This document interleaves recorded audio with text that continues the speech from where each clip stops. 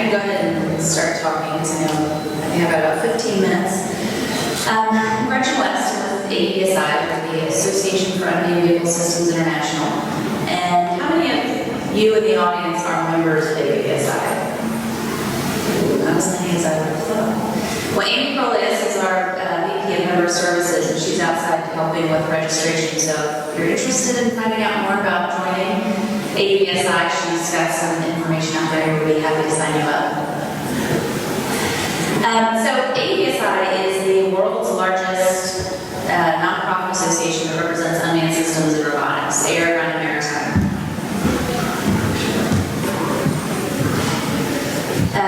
We represent unmanned systems and robotics in defense and commercial and civil markets. We are 41 years old this year, and we have about 7,500 members worldwide.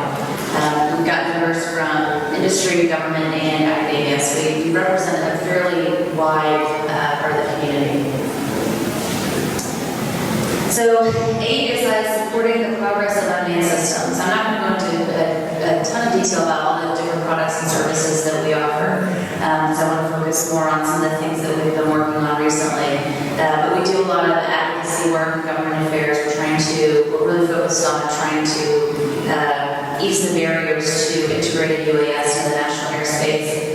We do a lot of media and public education just to try to change the dialogue and get people to understand and adopt this technology. We do a lot of trade shows and events just to kind of get the community to network and learn.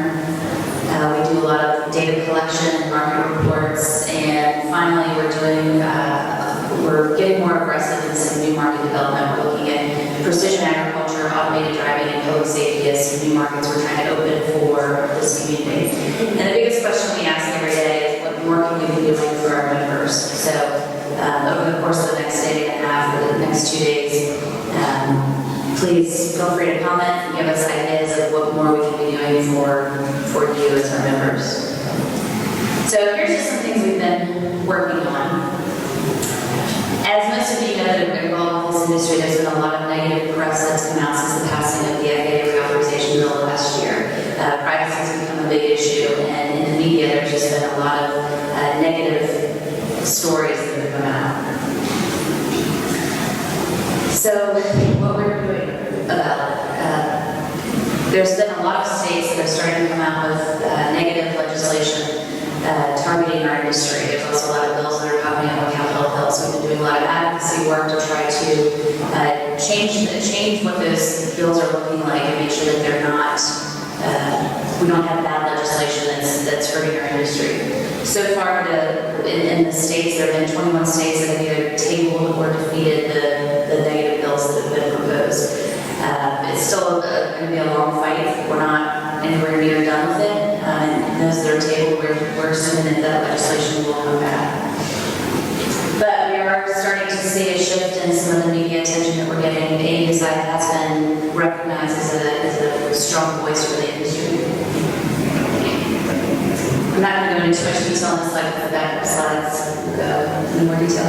So this past spring, we released an economic impact study. We looked at UAS integration. We looked specifically at UAS and what jobs would be created and what economic impact UAS would have for the United States once integration happened over a 10-year period. That report has actually gotten a lot of attention in the media and continues to today. We're constantly talking about it. We launched an education website. This is a separate website from AVSI.org, and it's called increasinghumanpotential.org, and it's essentially just highlighting the positive benefits of unmanned systems in agriculture, public safety, environment, and disaster response. We've had a lot of positive attention on that website, and it really has been more to kind of shift away from the defense market and kind of focus on some of the other applications of the technology. We've started to do some state roadshows. So we've been to Kansas, Oklahoma, and Washington, and that's actually our president and CEO on the top right speaking on the news with AeroVironment in Oklahoma, and on the bottom right is Senator Moran from Kansas, where we hosted some demonstrations and some press conferences. So we're going to a variety of different states trying to get the word out about the benefits of the technology. And we're really focusing on non-defense events and just commercial uses of the technology. This is just a little bit more about Oklahoma. That's the governor's speaking at a press conference with our president and CEO as well. This was in Kansas. That's our president and CEO again on the news. We had a lot of media coverage from these different roadshow events that we did. This was in Washington. NOAA invited reporters of APSI to come out and witness a demonstration in Washington. So our media outreach, since the passing of the FAA reauthorization bill, we've seen exponential growth in just the media calls that we're getting. So this industry is really getting a lot of attention right now, as you all probably know. We're also doing a lot of work to correct the inaccuracies that are out there in the media. You hear a story about public safety use of the UAS, and they show a big picture of a predator that's weaponized. So we're trying to really kind of shift that dialogue. We actually have a small UAS that we bring to TV cameras, to TV studios for interview, and we show them what we're talking about. So if any of you have systems you'd like to loan us, we're more than happy to take them with us. This is just more on the media outreach we've been doing. We're starting to see some changes in how the media are reporting. The stories are becoming more positive. So this is our advocacy program in DC. We're actively involved on Capitol Hill. We're meeting with members of Congress regularly. We've testified as our president and CEO and testifying from the Senate Judiciary Committee. This was just a couple months ago. We work very closely with relevant caucuses, the Unmanned Systems Caucus, both the House and Senate side. There's a robotics caucus as well. So we're engaged with them regularly. We speak at a lot of different events, panels that are somewhat congressionally focused. We host a Hill Day every year in conjunction with National Robotics Week, where we fly our members to talk to members of Congress. Those are just the pictures from the Hill Day. And then again, I mentioned we've been working on the state level to change the negative legislation that has been coming out. And we've seen several states that have defeated, so I think.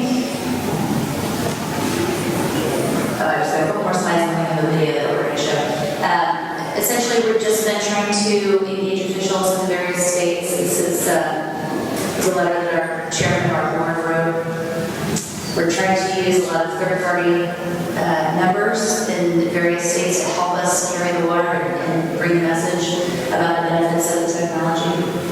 And been engaging with third-party experts. So some of you will probably be calling because we need help in spreading the word about the benefits of technology. And then,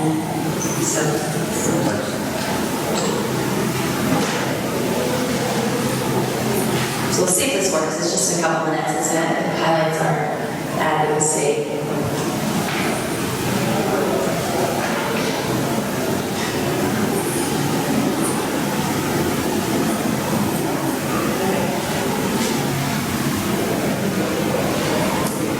So this was going to be the last thing that was going to show, and the last question was, what more can we do for you? You don't have to tell us right this second, but think about what more an association like the APSI can do. There's obviously Silicon Valley chapter here as well. They can serve some more, provide more local benefits, but as an overall organization, if there's more that we can be doing to help grow your communities, please let us know. Are there any questions while we wait for the video? Yes. I did see you mention the ACLU. Are you working with them? I mean, they showed up at our last regional conference, and I thought that was actually pretty cool because we were actually having a conversation that sort of, I guess, we had with Sarah having the spheres that were both We're not working specifically with ACLU, but we've met with them repeatedly, and I think that there is some commonality in the message. I think that they understand probably more than some of the other civil liberties groups the benefits of the technology. So we've had a lot of good conversations with them.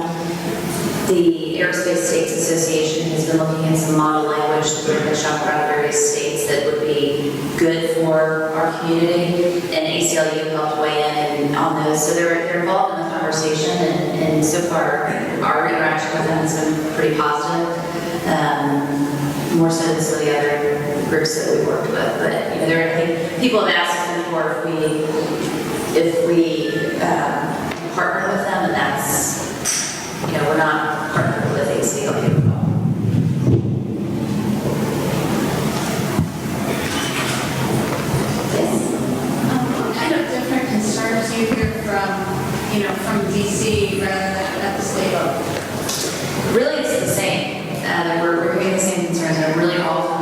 to primarily law enforcement and the privacy issues. And so ABSI's position is that we think that any legislation should be technology neutral. So we're not in favor of any legislation that comes out that's singling out the words unmanned systems.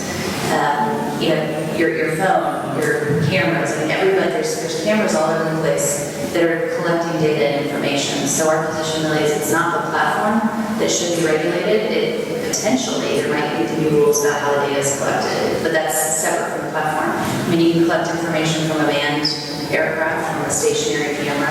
So that's kind of our position on privacy at work, but that's really what we're seeing from both the state and the federal side. It's mostly focused on privacy. There's not a lot of difference in the legislation that we're seeing. What are some of the challenging groups that you're seeing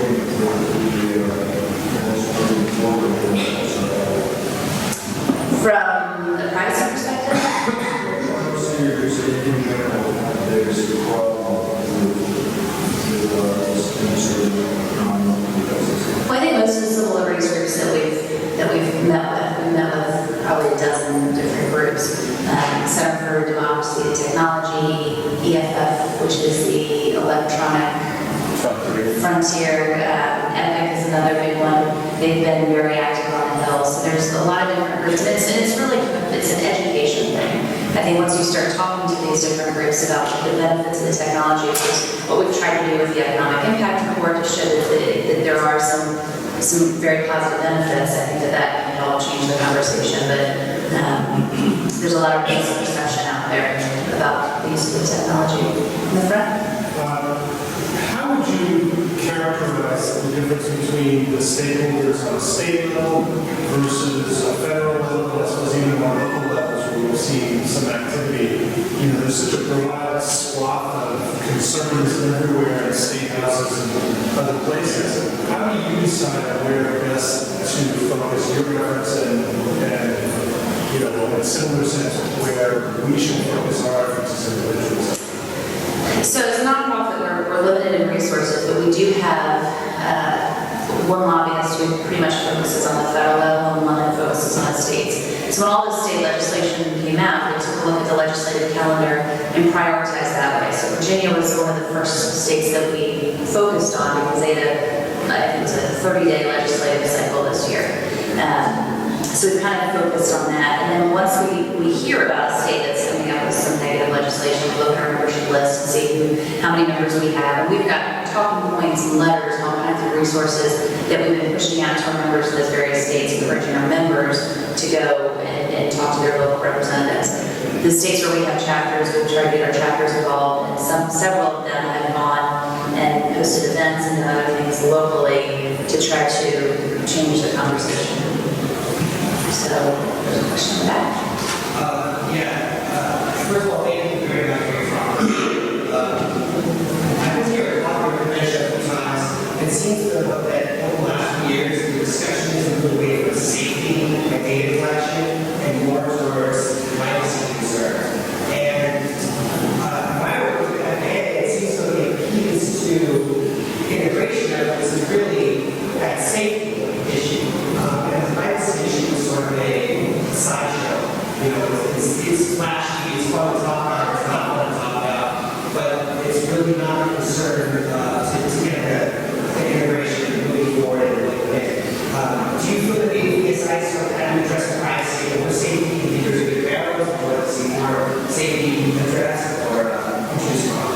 I think we definitely want to see safety take a priority over privacy. It's just it got overtaken by the whole privacy issue, and I don't know that we were expecting it to be as big as it was. I know the FAA has been told that they need to figure out how they're going to handle privacy, but that's not. I mean, their whole job is safety, not privacy. And so we've repeatedly been saying that it's not their responsibility to deal with privacy.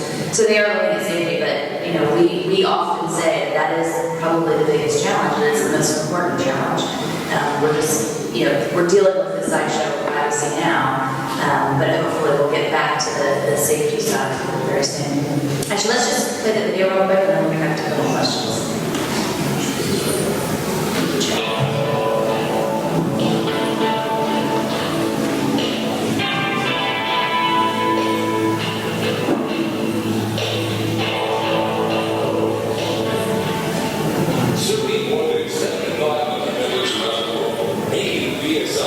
is committed to the advancement of unmanned systems and robotics community. As our members develop technologies that enhance our quality of life, AUVSI is working to pave the way forward for an industry on the rise. Right now, it's a particularly exciting time for the unmanned aerial systems industry.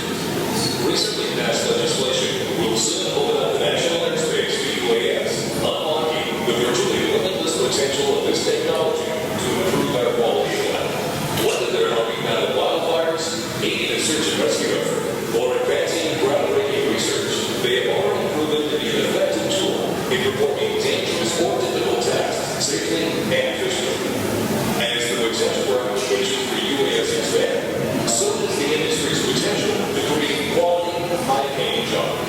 In fact, a new study commissioned by AUVSI projects that UAS integration will lead to the creation of more than 100,000 American jobs by the year 2025. But just like with the emergence of any new technology, the integration of UAS into our skies will face challenges along the way.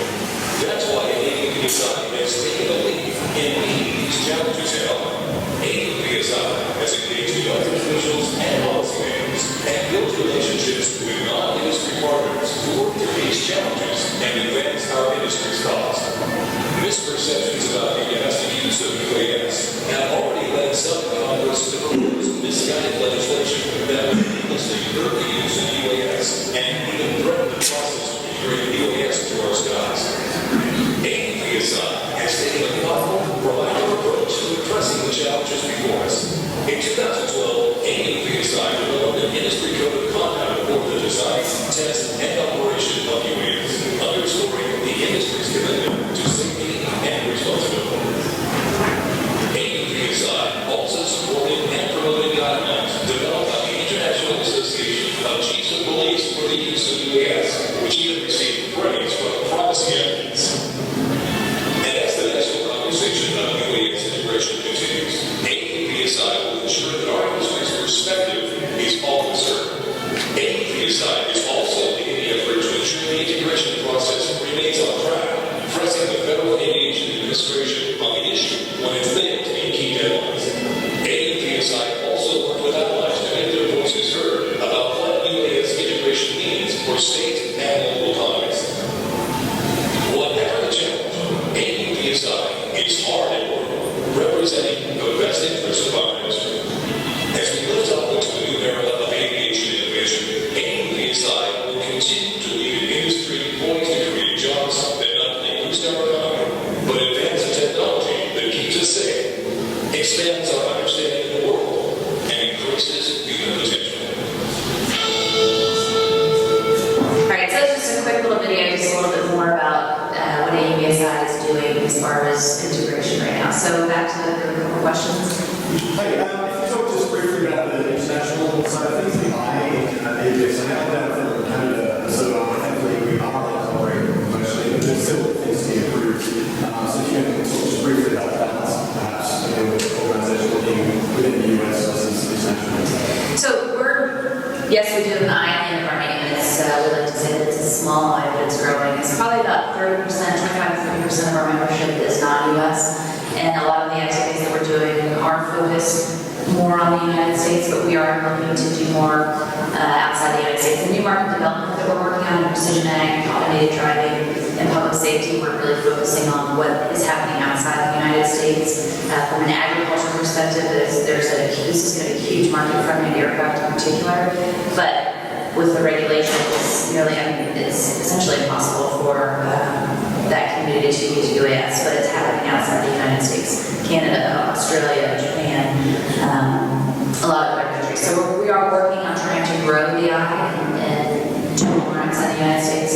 From a UAS regulations perspective, we do sit on the ICAO, the International Civil Aviation Organization's UAS study group, so we do have a presence there, so we're involved with a lot of the other regulators that are kind of helping create some guidance material. This is a follow-up question I asked before the video. Let's say AUVSI doing we have the smallest of the commercial UAS spectrum. Well, our focus really has been more on Capitol Hill to get Capitol Hill to put pressure on the FAA, and unfortunately we're starting to see some reluctance from Capitol Hill based specifically on privacy. So it's been a huge challenge, and I think we're fighting an uphill battle, and I don't mean to be very doomsday about it, but it's very difficult. Any of you that work with the FAA know they're slow to meet deadlines, they're under-resourced, and it's very difficult for them to move forward. We just found out the small UAS rule has been pushed back yet again.